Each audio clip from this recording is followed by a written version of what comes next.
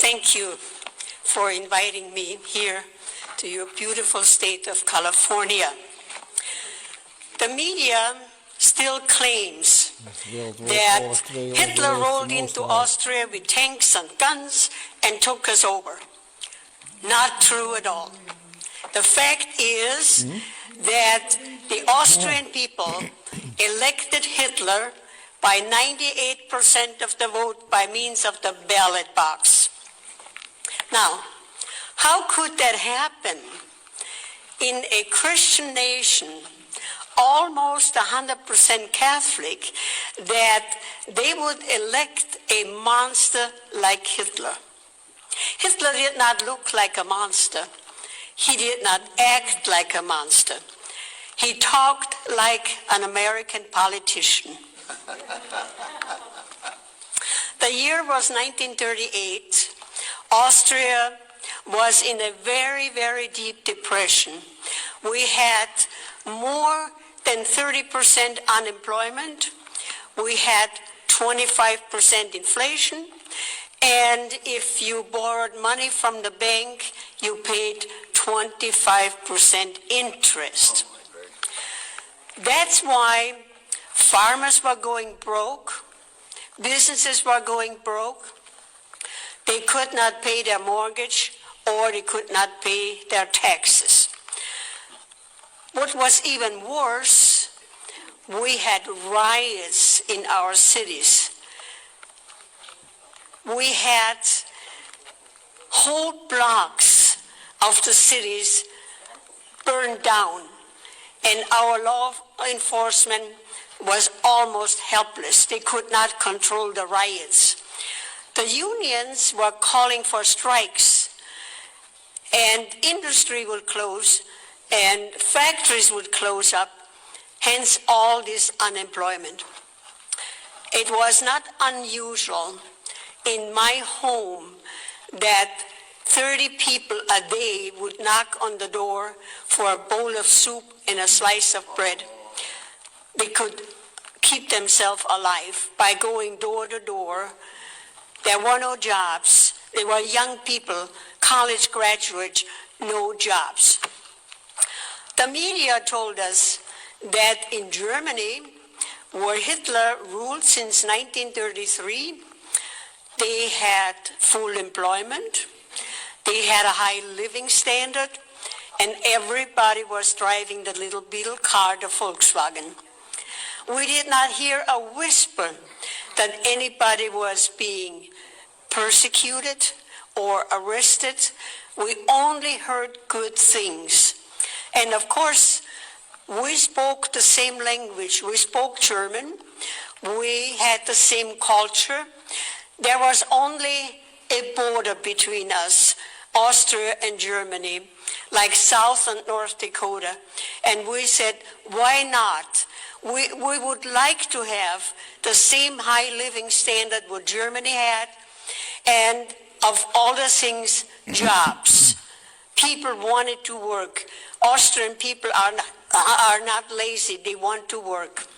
So the Austrian people petitioned the government for a plebiscite, for an election. And hence, the Austrian people elected Hitler by 98% of the vote. So we got a new government, National Socialism. I translate for you, Nationalsozialismus, from the word national, the word Nazi derived. So we were getting a Nazi government. Nobody was elected anymore from the school board, the city commission, the county commission, legislature, and governors. They were all appointed. Well, we thought they would only pick the very best people to govern us. Just like in Germany, we trusted them. We did not ask questions. So the first thing what happened, we had to carry national ID cards. You could not board a bus, you could not board a train without showing your national ID card. Don't ever let that happen here. Very bad idea. The next thing what happened, Hitler gave us free radios so we could listen to him. He was a great orator. And then he nationalized the radio station. And we were warned if we would turn on a foreign radio station like British Broadcasting or Switzerland, death penalty. Nobody turned on a foreign radio station because you know what the death penalty meant. So the newspaper, before it hit the street, it was being censored by the government. So the only voice what we had was the government radio station and the government-controlled newspaper. So a lot of new things happened very quick. Hitler gave us equal rights. Oh, that sounded so very good. Equal rights for everybody. Also, everybody was getting a guaranteed income from the government. The equal rights, here we call it the Equal Rights Amendment. Equal rights was designed in two components: equality, economics, and social. Economics, that was designed to equalize the country's wealth, because everybody was entitled to a guaranteed equal income. In order to achieve that, they had to raise our taxes up to 70% to equalize the wealth. Those who were on the lower income level, to graduate them up there to an equal level. They got subsidized housing, they got food stamps, they got heating fuel, and they got a certain amount of payment from the government for each child. So they equalized the country's wealth by taxing us 70% to bring that level, the lower income level, into an equal level. And that is called socialism. Yes. On the social level, of course, under socialism, everybody has to be in the workforce. Before Hitler, of course, the moms stayed home. They were good wives, and they raised their families. But under socialism, if you are not in the workforce, you are called a parasite.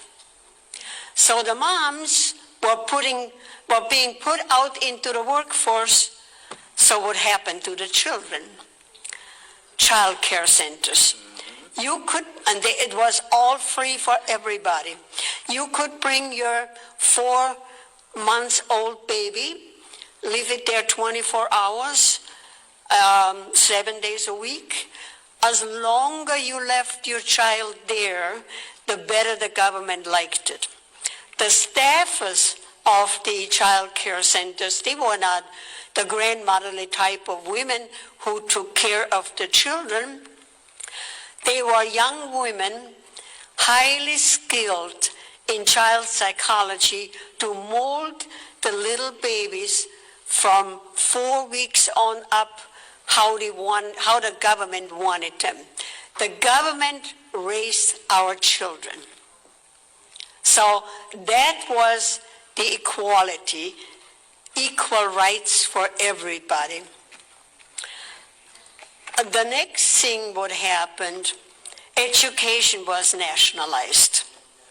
We had a very good educational system in Austria before Hitler. I went to public school. We had a very good curriculum. We even prayed in public school before class and after class. That morning, after the election, I walked into my classroom and the crucifix was gone. And the teacher said, this morning, we greet each other, Heil Hitler. And she said, we don't pray anymore. We sing Deutschland, Deutschland über alles. Germany above everybody. And she also said, we would not have twice a week religious education anymore either. We would have physical education instead. Oh, we did not mind that. It was a lot more fun to play ball than study the Bible or learn long prayers. She also said that on Sunday we could not go to church anymore because Sunday was compulsory National Youth Day. We had to attend at 8 o'clock in the morning to the gymnasium instead of going to church. The first 2 hours we had political education. Today I would call it political indoctrination. We were being told not to listen to our parents. They were just old-fashioned old fogies. They did not understand the young people. Only Hitler did. So don't listen to your parents anymore. And besides, you had freedom and you had rights. So our parents could not tell us anymore when to come home at night. We could decide that for ourselves. The rest of the day we had sports. We got all the sports equipment free. We got tennis rackets, we got skis, everything. And the boys of age 16, they got motorcycles. And of course, everybody had to join the Hitler Youth. That was compulsory. So the rest of the day we had sports and fun. So when we returned home at night, we told our parents how much fun we had and how much better it was, and all the sports equipment we got free, much more fun than going to church. Well, my parents were very concerned, especially my mother. So when my next school term came about in October, she announced that she would enroll me in a private school with an excellent curriculum, but not much fun. Off we went to the new school, high wall around, and a locked iron gate.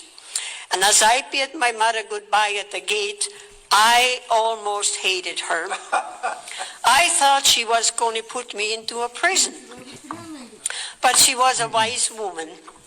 She said, today you do not understand why I'm doing this for you. But when you grow up a bit, you will understand. Had my mother not intervened, today I would be a radical Marxist. So, on holidays, I could go back home for a visit. Of course, I was curious. I would go back to my former classmates and find out what was going on. I was shocked. 16-year-old girls were having babies for Hitler, and that was glorified. Oh, Hitler wanted a lot of babies. Blonde hair and blue eyes, the master race. I was shocked. So that was our educational system. Hitler also nationalized our car industry. Austria built a little car, a little bit bigger than a Fiat. Hitler said, we don't need another little car. We already have the Beetle car, the Volkswagen. So he turned the car industry into a defense industry. Also, Hitler nationalized our banks. Hitler said, those greedy banks, they were the ones who charged 25% interest. And that is why the farmers were going broke and the businesses were going broke. And he looted the Jewish banks. So our banks were being nationalized. Next thing, what happened, he nationalized our healthcare system. We had a reasonable good healthcare system, which was financed by private insurance. We had good hospitals, we had good doctors, and everybody was reasonably well being cared for. This all changed very fast. My brother-in-law, who was a family physician, he told me that when he arrived at his office at 8 o'clock in the morning, 40 patients would be lined up waiting for him to be cared for. He said it was like practicing medicine on a conveyor belt. He only had time, 5 or 10 minutes per patient, and besides all the paperwork, it was a system from well taken care health care to a very, very bad system. And what was even worse, he told me that naturally all the doctors were being salaried by the government. There was no more free market. Free market did not exist anymore. The government salaried all the doctors. So my brother-in-law was a very conscientious doctor. He would only prescribe medication what the patient really needed. But if that medication was not on the government's list, they took it out of his salary. And his salary dwindled down to almost nothing. So a lot of doctors left the country. A lot of doctors left, including my own husband. My husband did not want to practice medicine like his brother had to. He wanted free market medicine. He came to this country, and I remember telling me how wonderful our healthcare system was, how modern our hospitals were compared what he left behind. He said, I hope it will never change. Today, he will turn over in his grave how healthcare will change. Also, of course, under a socialist government, you have a lot of rules and regulation. We had a planning agency that was designed to control the businesses and the farmers. The bureaucrats, we had tons of bureaucrats. That's how Hitler created jobs, government jobs. Lot of bureaucrats. And they would go out on the farms and count the livestock and tell the farmers what to plant, how much to plant, and how much they had to harvest, regardless of the weather. They would go into the businesses and snoop around what they could find under the auspices of health and safety. Here we call it OSHA. They were nitpicking everybody. And I hear that a lot of time from my audiences, how the bureaucrats come into their business and snoop around what they can criticize and what the business owner had to replace. And that's why a lot of businesses in Austria could not afford replacement, whether it was round tables versus square tables and more bathrooms. So a lot of businesses closed their doors. So also The bureaucrats would go out on the farms and count the chickens and order the chickens how many eggs they had to lay. That's right. Ridiculous. Absolute ridiculous. Hitler wrote a book, Mein Kampf, My Struggle. He wrote in the book everything what he was going to do, that he was going to take over the world. But the Austrian people were so busy with athletics and sports, so very few people read the book. Had we read the book, we would have known what was coming. We would have known what was coming. Abortions were highly illegal. Hitler wanted a lot of babies, blonde hair and blue eyes, the master race. But when a couple was not 100% Aryan and the woman was pregnant, she was forced to have an abortion. Hitler did not want any foreign blood, only the Aryan, pure German blood. We also had euthanasia, killing people.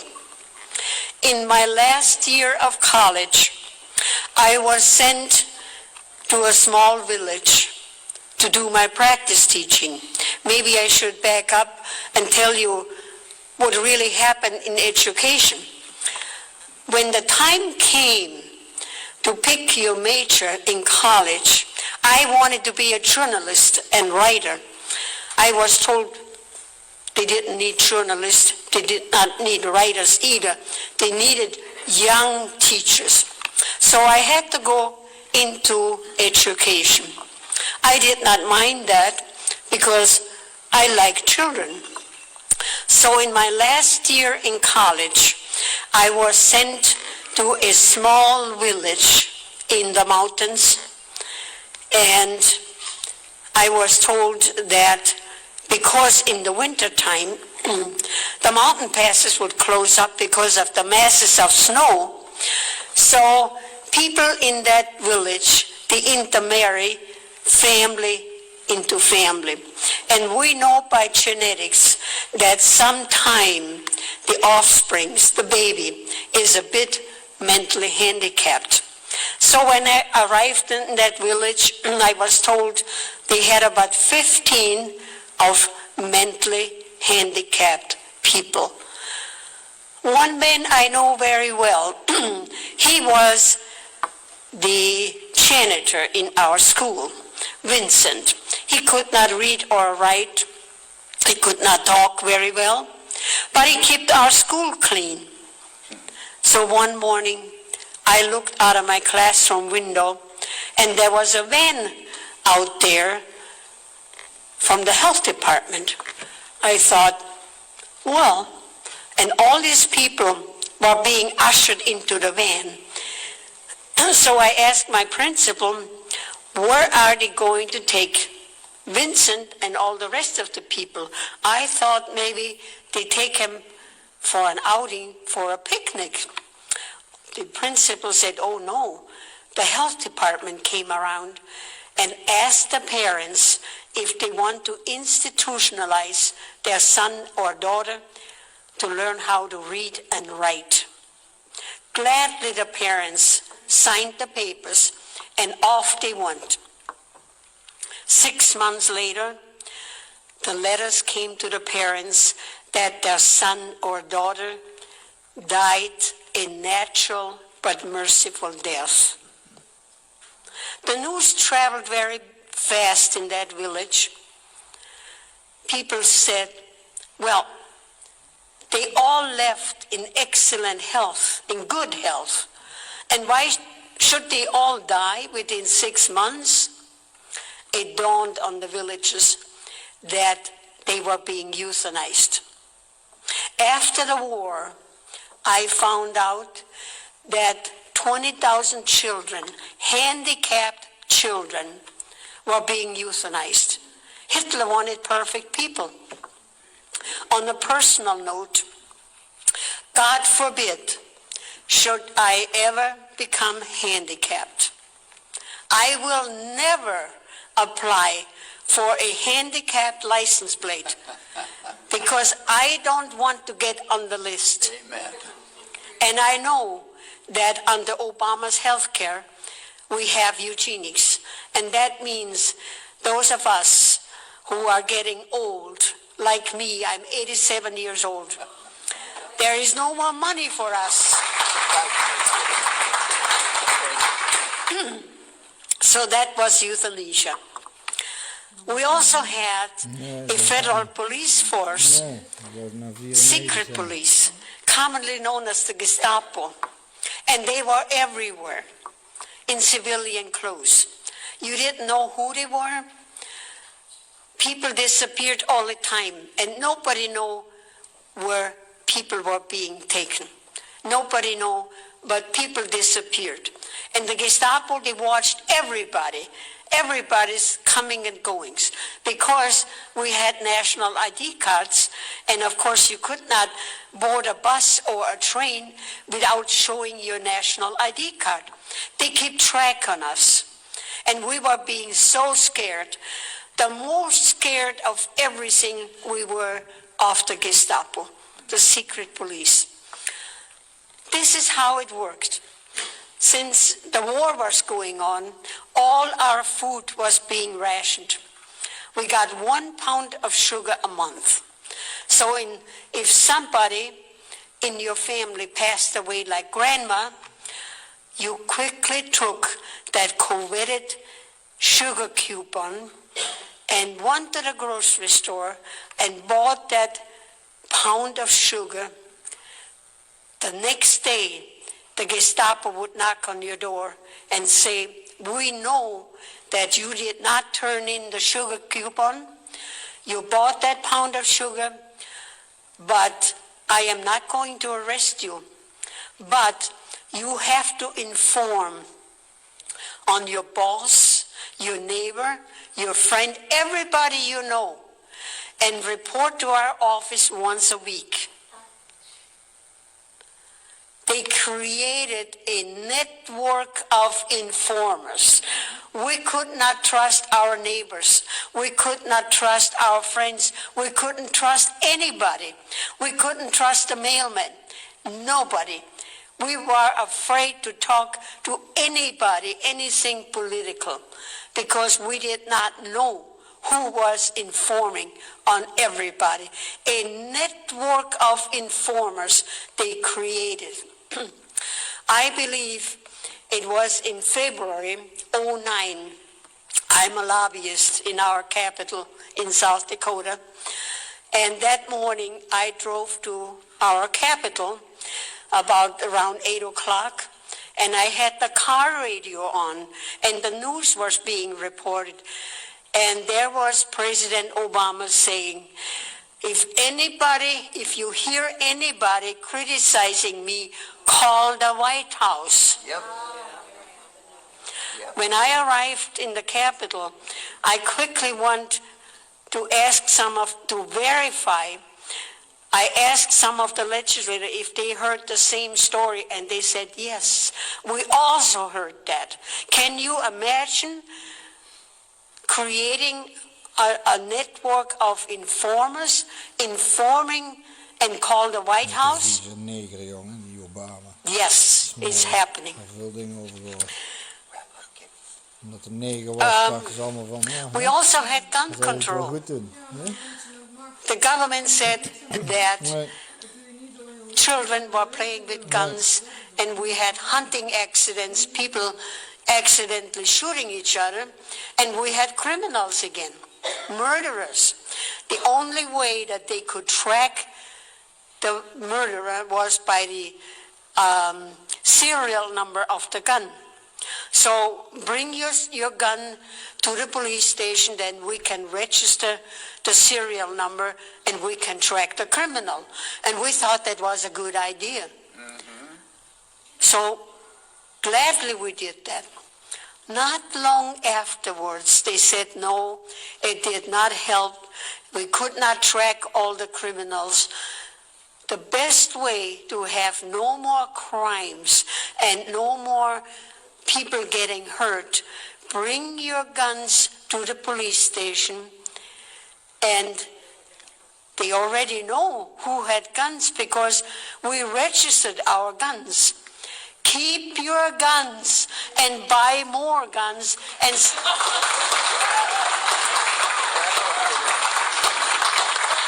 stack up on your ammo. A gun is no good if you don't have any ammo.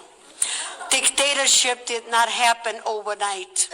It took 5 years, from 1938 until 1943, we had a full-blown dictatorship.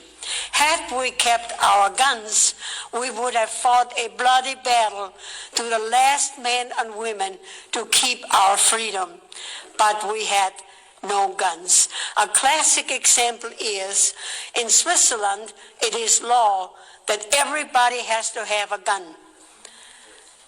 And Hitler took every country in Europe except Switzerland. And Switzerland did not have a war for more than 600 years. Hitler never tackled Switzerland. So keep your guns. Keep your guns.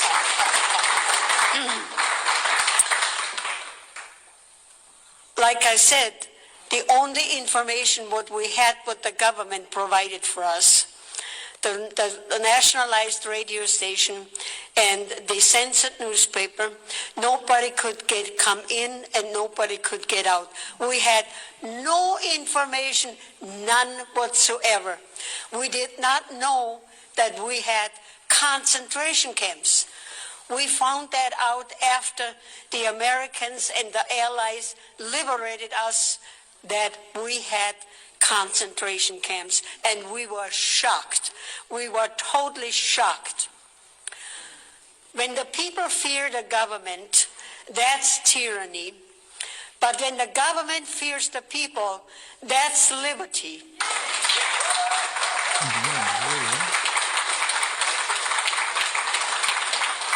We have to take our country back as we know it. And a good way is that we educate our friends, everybody. I have my speech on a DVD.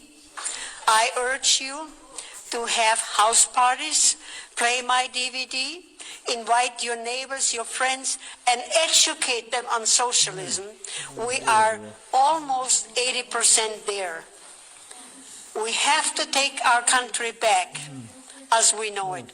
Those of us who sailed past the Statue of Liberty, we came to a country of unbelievable freedom and opportunity. America is the greatest country in the world. Amen. If we can keep it.